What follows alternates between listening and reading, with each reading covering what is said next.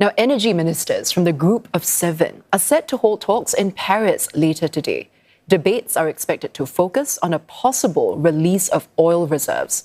The move is aimed at cushioning the war on Iran's impact on the global economy.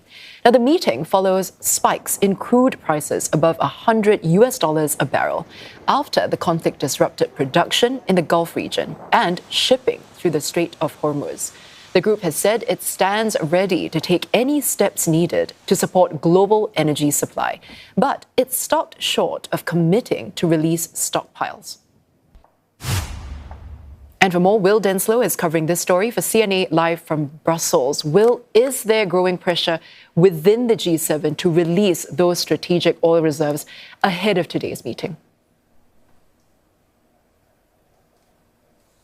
Well, there certainly is pressure, and we're seeing this playing out across pockets of Europe. In Ireland, for example, the truckers have said that they are prepared to take to the streets unless a major action is taken by their government to see more done to help the price at the petrol pump. So certainly this is playing out across G7 economies and will very much be a pressing issue for energy ministers. But we saw on Monday when finance ministers from the G7 gathered, the message from a number of members, including from France, was that they're close, they're willing to take action, but they're not quite there yet on the release of these reserves, tapping into the roughly 1.2 billion barrels that are at its disposal. The rationale was laid out by Valdis Dombrovskis, the economy commissioner,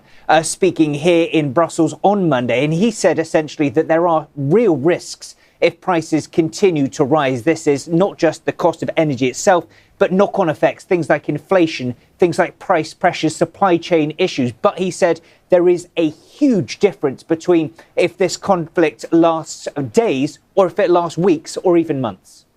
Will, thank you for that update. That was Will Denselow covering this story for CNA Live from Brussels.